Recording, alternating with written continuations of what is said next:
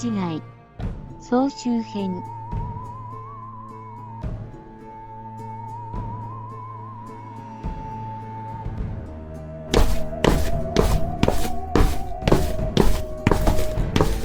あの足音がまた私の後ろについてくる。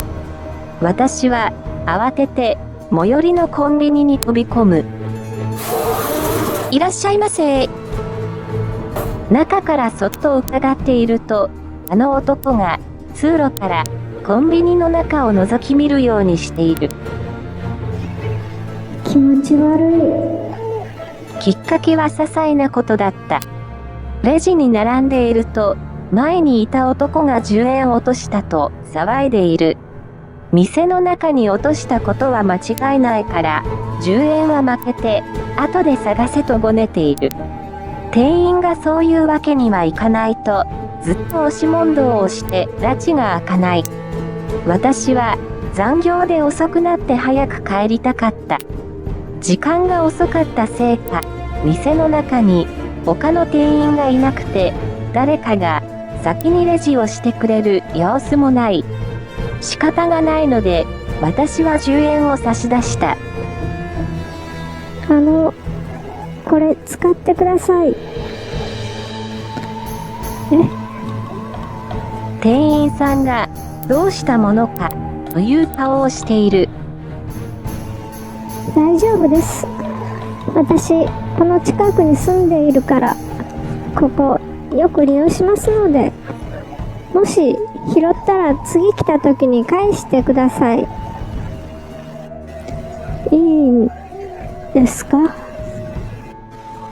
ほら、この人もそう言ってるから、早く勘定しろよ。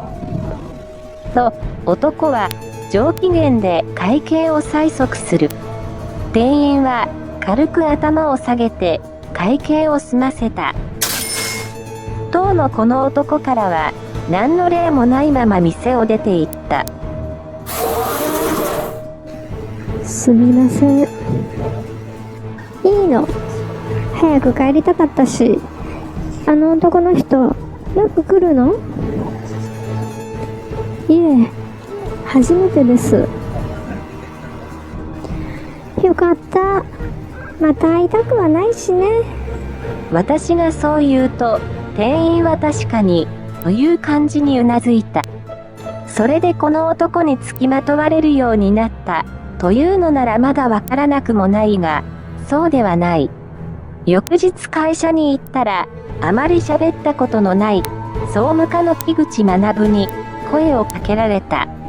会社にいても影が薄くて、あまり存在感のない男だ。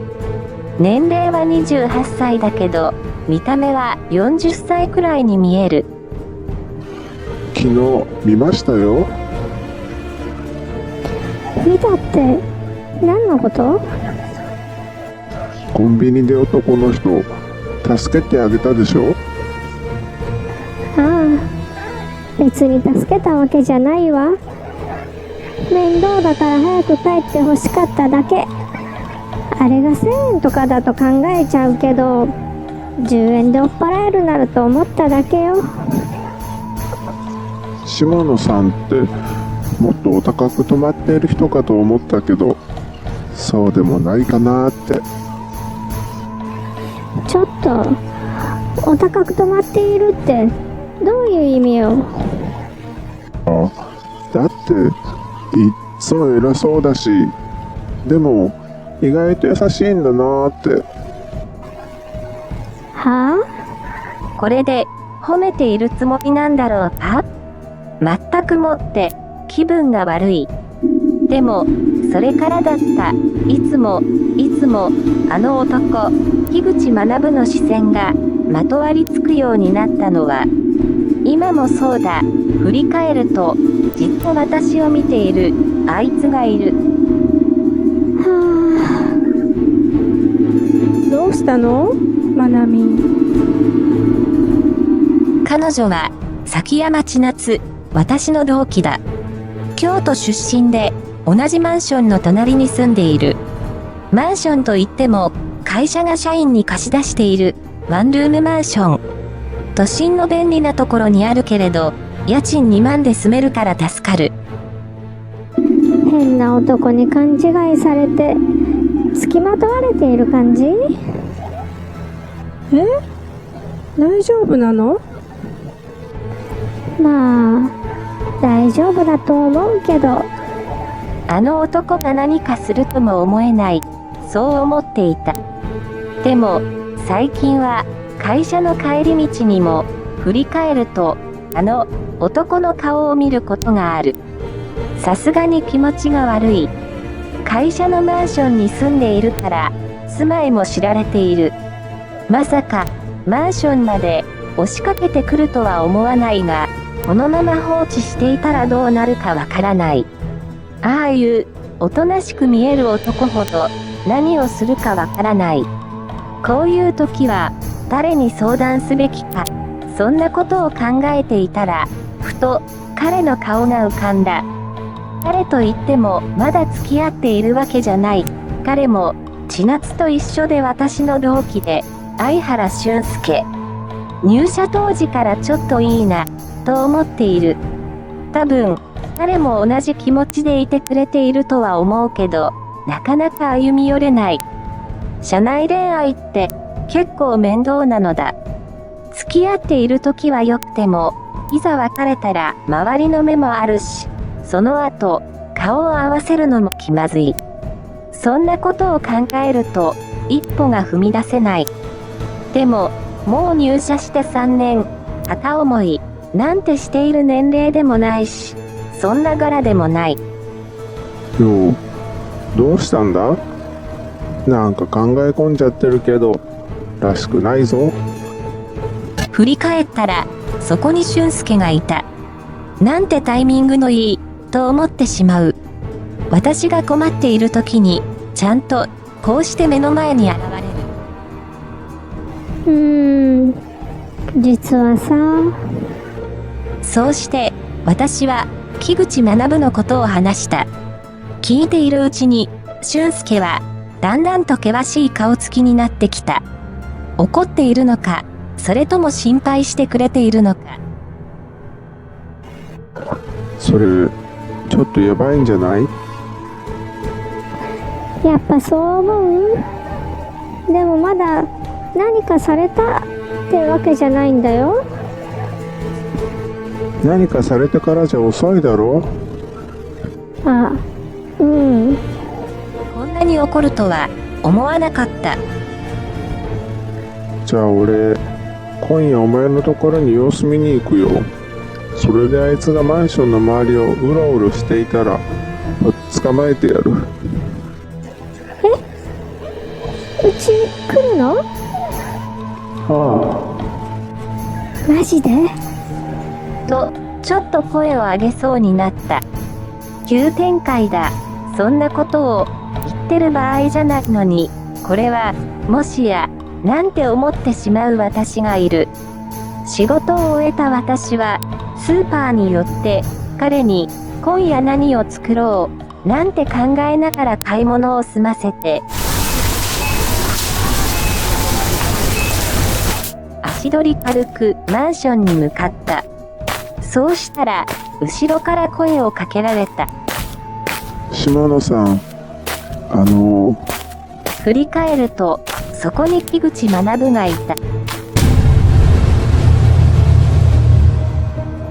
そして、私の浮かれていた気分は、一気に引いた。彼のその手には、ナイフが光っていた。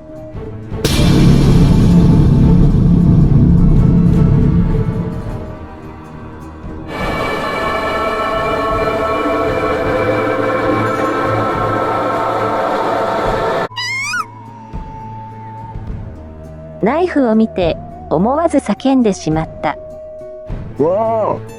そうしたら、同じように木口学も叫んだ。向こうの叫び声の方が大きくて、思わず、私の声が、引っ込んでしまった。なんであんたが叫んでいるのよ。だって君が叫ぶから、何かあったのかなと思って。は人の後ろからいきなりナイフを手に現れて、ふざけたことを言ってるのだと思ってしまう。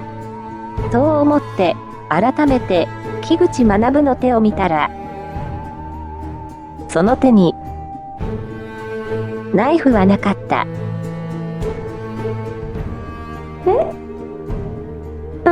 ナイフは？ナイフって何？だって今手に持っていたでしょ？それで私を刺すつもりだったんでしょ？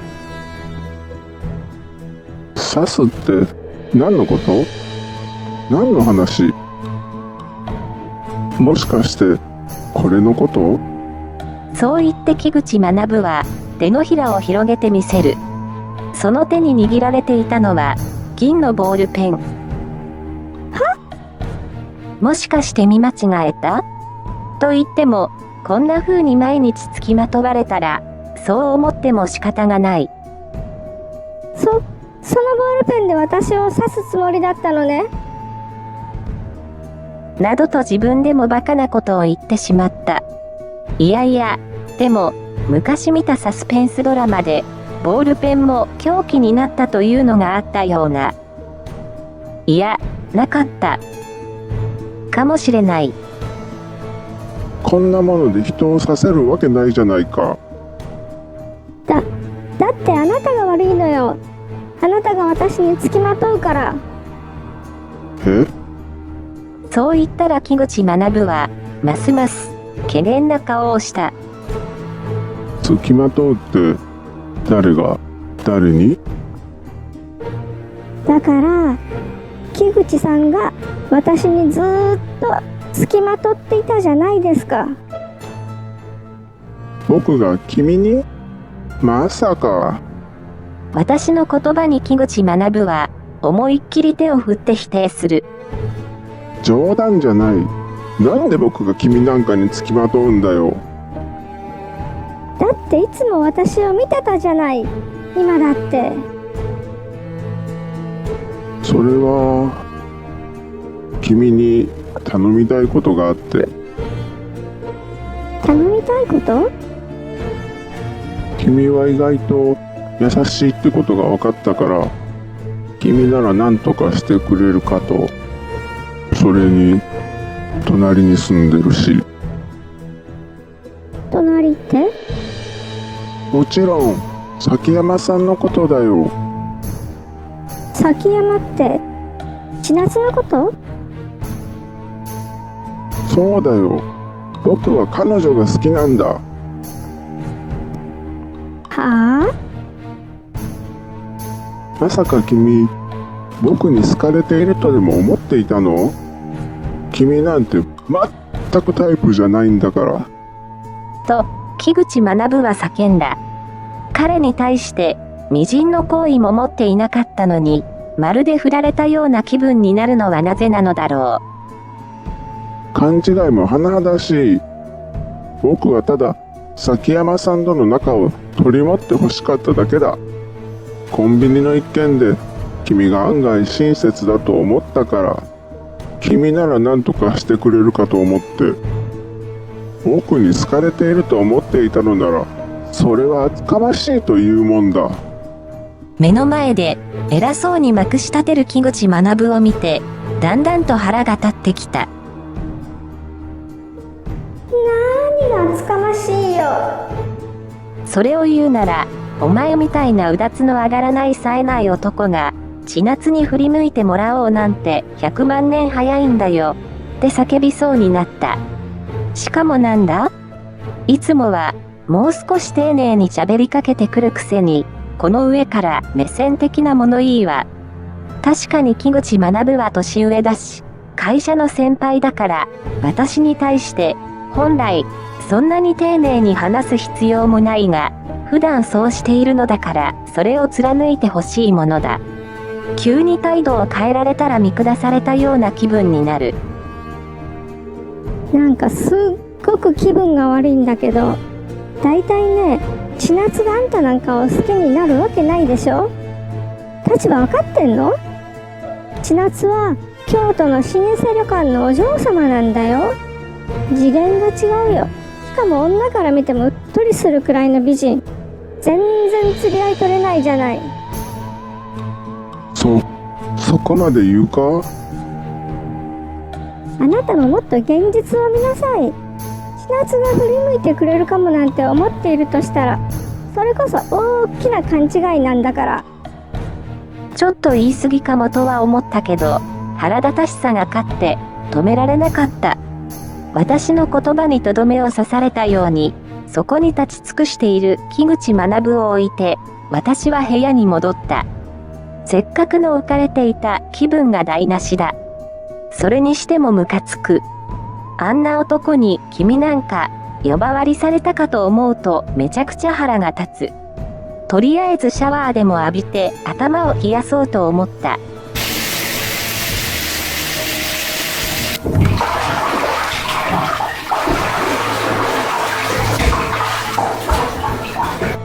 30分後、風呂から出た私は幾分か気分が戻っていた。それから夕食の準備をして彼が来るのを待った。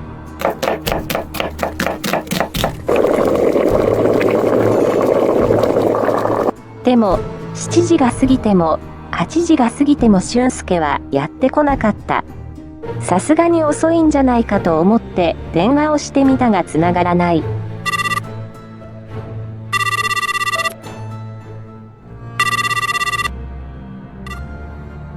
しんとした部屋に、隣の千夏の部屋から、珍しく音楽が響いてきた。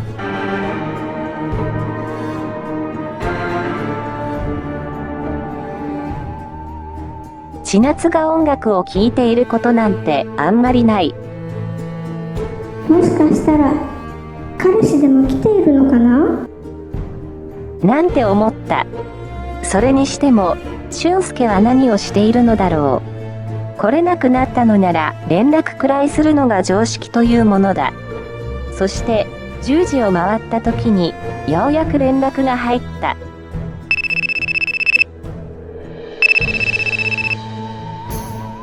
ごめん、今日行けなくなった。そうなの？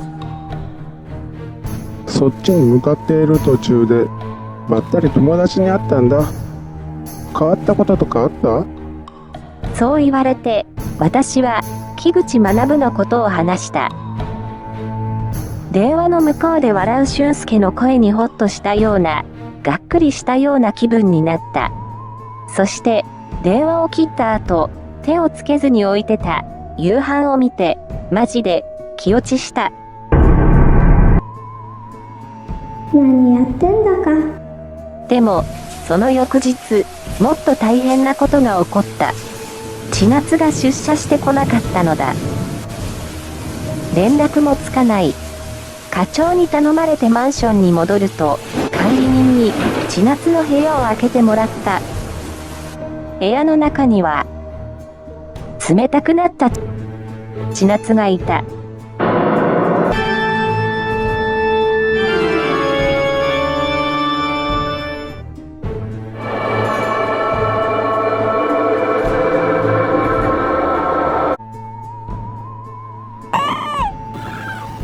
千夏の死体を見て、すっとんきょうな悲鳴を上げてしまった。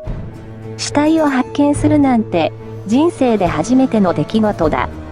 しかも、昨日まで普通に喋っていた相手なのに、課長に連絡すると、本当に死んでいるのかと、何度も聞かれたけれど、大の字になって、目を見開いたまま天井を見ていた千夏のあの顔は、どう見ても生きているとは思えなかった。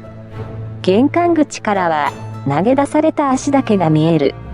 ピクリとも動かないその足が生きているとは思えなかった。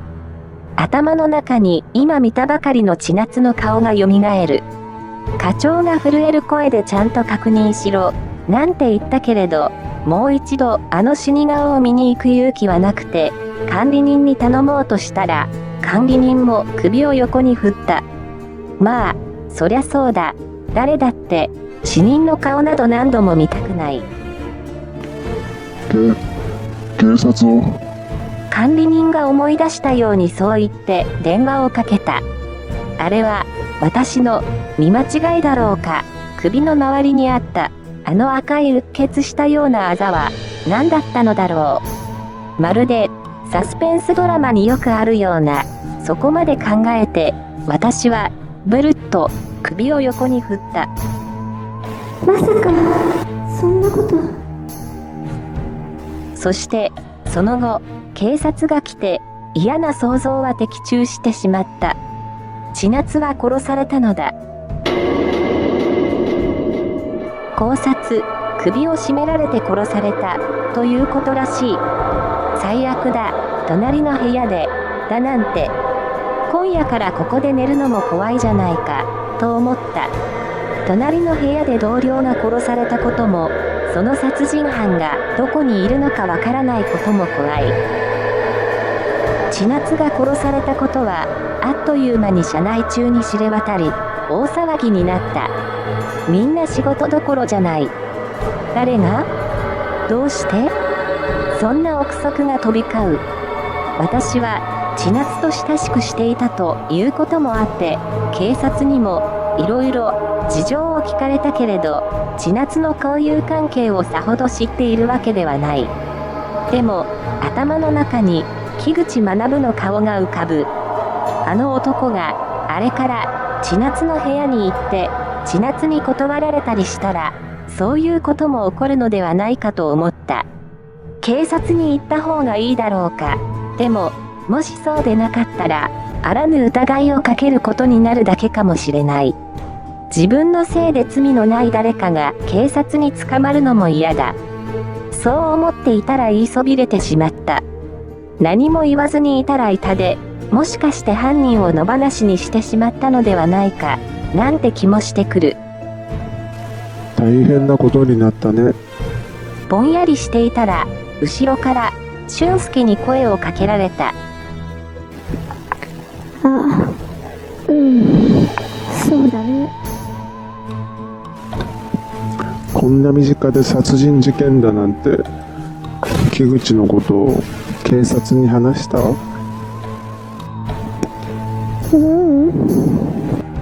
なんで？だって木口さんがやったっていう証拠はないし、もし間違いだったらと思うと。まあそれもそうだね。っていうか、本当に心当たりはないの？千夏とは仲良くしてたんだろ？あの子、あんまりプライベートなことは話さない子だったから。明るくて優しくて、いつも私の相談に乗ってくれていた。そう思ったら、急に悲しみがこみ上げてきた。あの千夏が、もうこの世にいないなんて。あ、何？昨日の晩、千夏の部屋に誰か来ていたんじゃないかと思うんだけど。誰かって見たの？そうじゃないけど。じゃあそいつが犯人だったとか？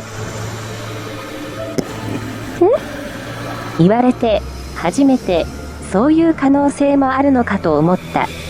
考えてみたら、私が部屋にいる時に、その凶行が行われていたということだ。怖すぎる。とは言っても、引っ越しする余裕なんてない。そんな費用、会社だって出してくれないだろうし、それにたとえ引っ越し費用を出してくれたとしても都心で2万で住めるところなんてあるはずもない。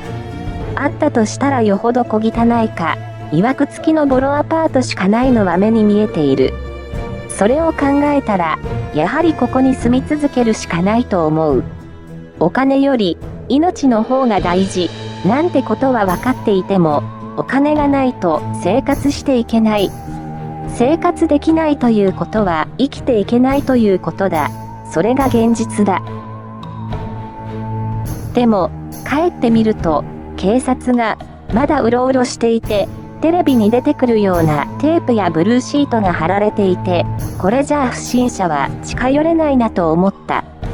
それでも物音がするとビクッとしたりしたけれど、2日、3日と経つうちに大丈夫な気がしてきた。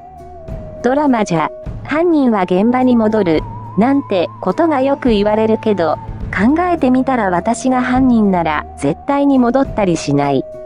そんな危ない橋を渡るわけがないと思った。そうして、翌週、さらに思いがけないことが起こった。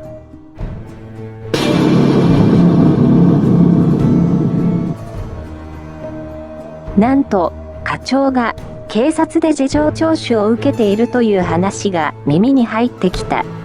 2人で仲良く撮った写真が千夏のスマホからも出てきたということだ。正直なところ、まさかのまさかだ。千夏と課長がそんな関係にあったなんて。隣に住んでいたのに全く気づかなかった。よほど用心して付き合っていたのだろう。でも、課長はバツイチだけど独身だ。だから、不倫ということでもない、そこまで用心する必要もなかったとは思う。とはいえ、課長はもう40歳、千夏は私と同じ年だから25歳、15歳も年上の男性なんて私には考えられない。そう思うと、絶対にありえないけど、もし、私が課長と付き合っていたら、人には知られないようにするだろうなと思った。会社であれこれ言われるのも嫌だし、結婚となるまで隠す可能性はあるとも思った。でも、一体何があって、課長は千夏を殺してしまったのだろう。びっくりだな。千夏が課長とだなんて。全然知らなかった。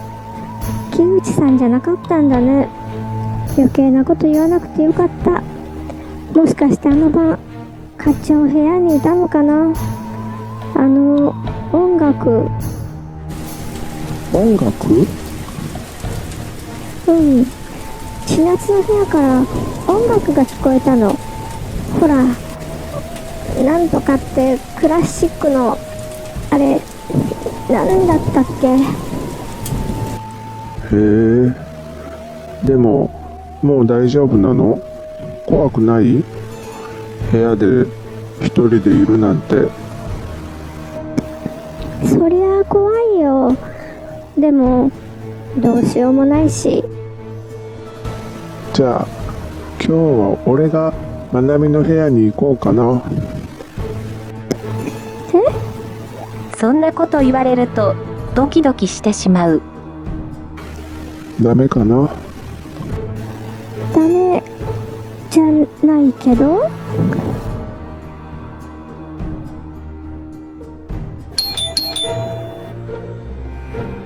そうして、その夜、俊介がやってきた。千夏には、悪いけど内心、やった。って思った。私は、前回同様、食事の用意をした。今度は、俊介に食べてもらうことができた。もう、警察いないんだね。犯人、捕まったからじゃない？そういった時に、俊介のスマホが鳴った。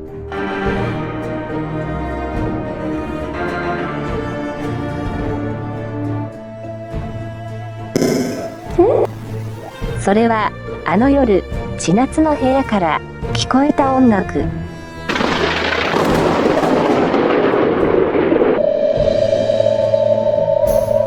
っぱ覚えていたんだ。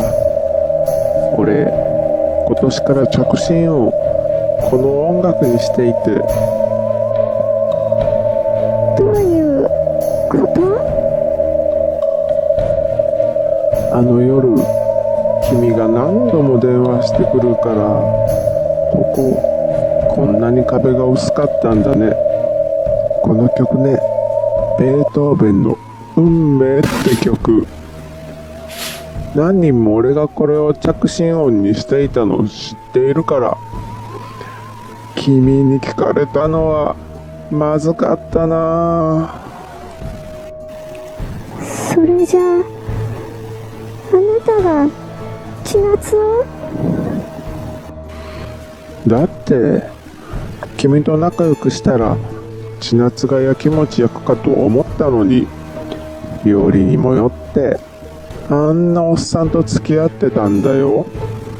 あの夜、君の部屋に来るつもりだったんだけど、千夏が課長に送られてくるのを見てしまったんだ。これは許せないよな。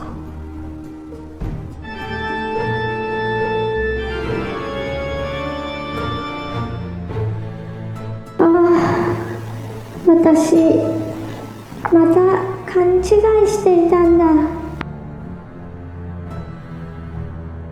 そう思った時に、俊介の手が、私の首に伸びてきた。そして頭に響く、ベートーベンの、運命。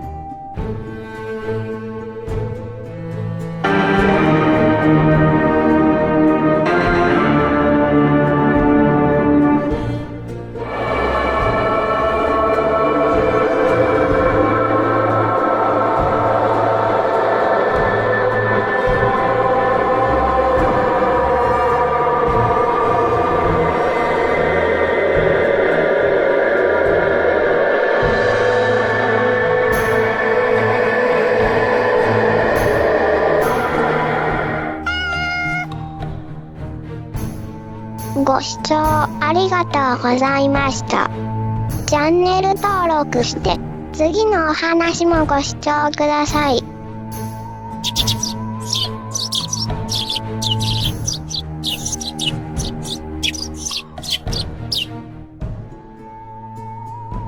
チャンネル登録、いいね、コメントなどなどいただけるととっても嬉しいです。次回もご視聴お願いしますね。